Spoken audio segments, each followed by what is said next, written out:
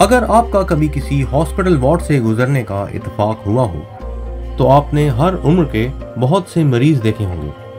کوئی کسی ایکسیڈنٹ کی وجہ سے تو کوئی کسی بیماری یا انفیکشن کی وجہ سے. کوئی پیدائشی طور سے معذور ہے تو کوئی بڑھاپے میں آخری سانسیں گن رہا ہے. یہ سب کچھ دیکھ کر بہت سے لوگ یہ سوال اٹھاتے ہیں کہ اگر خدا ہے اور سب کچھ دیکھ بھی رہا ہے تو دنیا میں اتنے دکھ، تکلیف اور آنسو کیوں ہیں؟ اگر خدا ہم انسانوں سے واقعی محبت کرتا ہے اور یہ سب کچھ روکنے کا اختیار بھی رکھتا ہے تو خدا اپنی قدرت سے ساری دنیا کی تکلیفیں ختم کیوں نہیں کر دیتا؟ خدا یقیناً ہم انسانوں کو دکھ میں دیکھ کر خوش نہیں ہوتا ہوگا، اور اگر وہ یہ سب حالات بدلنے کا اختیار بھی رکھتا ہے تو کیوں نہیں بدلتا؟ ایسا لگتا ہے کہ یا تو خدا ہم انسانوں سے محبت نہیں رکھتا یا یہ سب کچھ بدلنے کی قدرت نہیں رکھتا. مسیحیت میں اس سوال کا کیا رد عمل ہے، یا بائبل مقدس ہمیں اس سوال کا کیا جواب دیتی ہے؟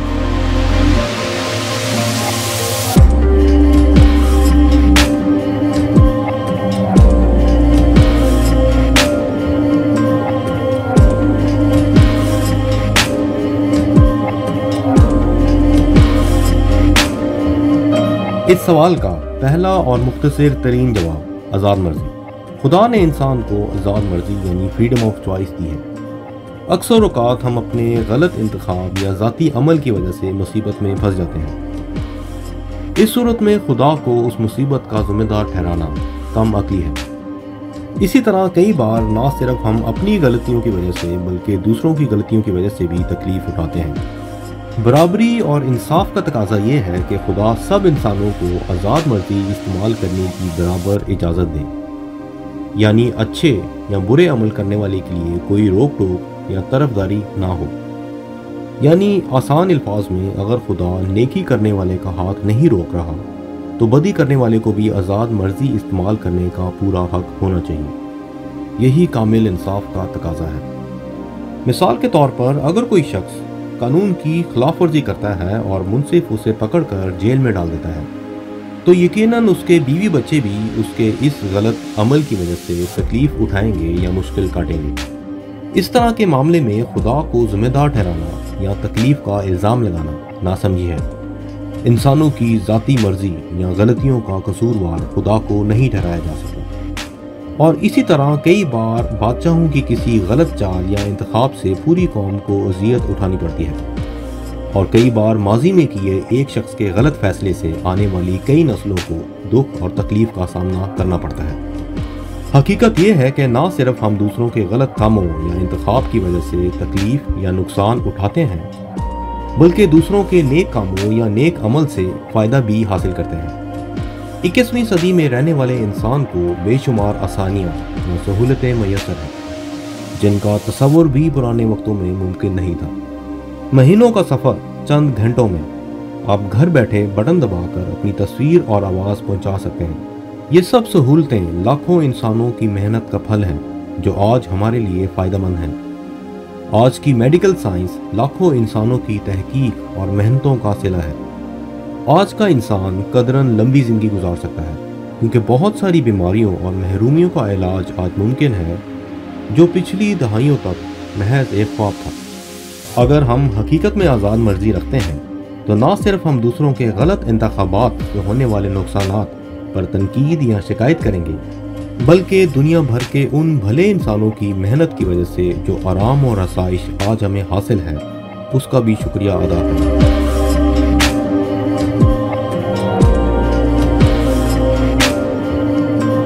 اسی سوال کا دوسرا جواب یہ ہے، محبت میں آزادی. محبت کا پہلا اصول یہ ہے کہ جس سے محبت کی جائے اسے آزادی بھی دی جائے. خدا ہم انسانوں کو زبردستی خود سے محبت کرنے پر مجبور نہیں کر سکتا. خدا نے ہم انسانوں سے محبت رکھی، یہ اس کی چوائس یا انتخاب تھا. مگر ہم انسان خدا سے محبت رکھیں یا نہ رکھیں، یہ ہماری ذاتی رائے یا پرسنل چوائس ہونی چاہیے. یہ محبت کا بنیادی اصول ہے.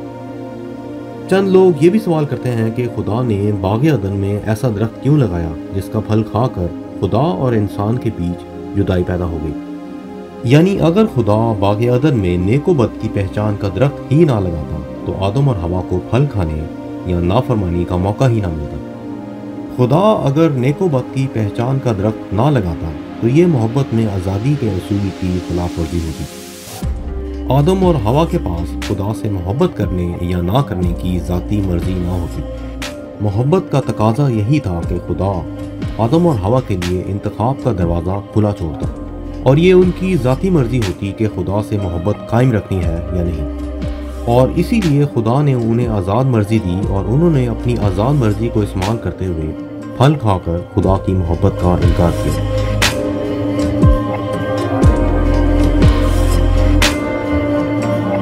تیسرا نقطہ ہے اختیار یا طاقت کا غلط استعمال۔ اس کی مثال ایسی ہے کہ ہر روز امریکہ میں ہی 100 ملین ٹن سے زیادہ رزق ضائع کیا جاتا ہے، جو کہ اگر کسی وسیلے سے دنیا کے اس حصے تک پہنچ سکے جہاں بھوک اور افلاس سے لوگ مر رہے ہیں تو دنیا کا کوئی شخص بھی بھوکا نہ رہے۔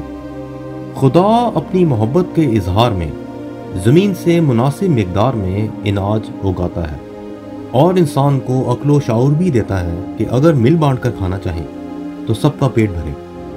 انسان نے اپنے ذاتی مفاد، بیجا لالچ اور سستی سے اپنی غیر ذمہ داری کا مظاہرہ کیا ہے۔ انسان کی اس غیر ذمہ داری اور بدیانتی کا قصوروار خدا کو نہیں ٹھہرایا جا سکتا۔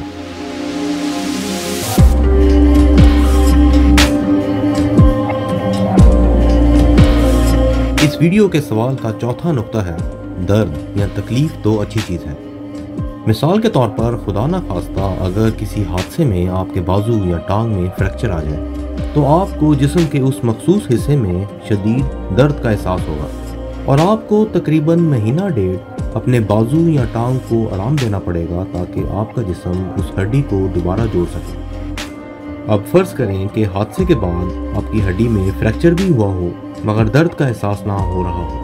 عین ممکن ہے کہ آپ اس فریکچر کو اگنور کرتے ہوئے اپنے ہاتھ یا پاؤں کو معمول کے مطابق ہی استعمال کرتے رہیں۔ ایسی صورت میں آپ کی ہڈی جڑ نہیں پائے گی بلکہ آپ اس زخم کو مزید بگاڑ لیں گے۔ اس مثال سے ہم نے سیکھا کہ درد تو اچھی چیز ہے۔ اگر لوگ دکھوں اور تکلیفوں میں سے نہ گزریں تو خدا کو یاد کرنے کی کیا ضرورت ہے؟ یعنی اگر اس دنیا میں خوشیاں ہی خوشیاں، آرام اور آسائش ہی ہوتا تو لوگوں کے پاس خدا کو یاد کرنے کی کیا وجہ ہوتی؟ بائبل مقدس میں کہیں بھی وعدہ نہیں کیا گیا کہ خدا اس جہان فانی میں ہمیں ساری تکلیفوں سے آزاد کرے گا، جبکہ یہ وعدہ ضرور کیا گیا ہے کہ خدا ان سب دکھ تکلیفوں میں ہمارے ساتھ ہوگا۔ اور اسی کلام مقدس میں ہمیں آنے والے جہان کے بارے امید بھی دلائی گئی ہے، جہاں ہمیں ہمیشہ کی زندگی کی خوشخبری دی گئی ہے، جو ہر دکھ تکلیف سے آزاد، مکمل شادمانی اور اطمینان کی زندگی ہے۔ اس دنیا کی تکلیفیں عارضی ہیں اور جلد ختم ہو جائیں گی، جس کے مقابلے میں ہمارے پاس بہت بڑی امید ہے، کیونکہ ہماری دم بھر کی ہلکی سی مصیبت ہمارے لیے ازحد بھاری اور ابدی جلال پیدا کرتی ہے۔ خدا نے ہمیں اس جہان میں عارضی طور پر اس لیے رکھا ہے کہ ہم اپنی آزاد مرضی کا استعمال کرتے ہوئے خدا کے ساتھ یا خدا کے بغیر اپنی ابدیت کا انتخاب کریں۔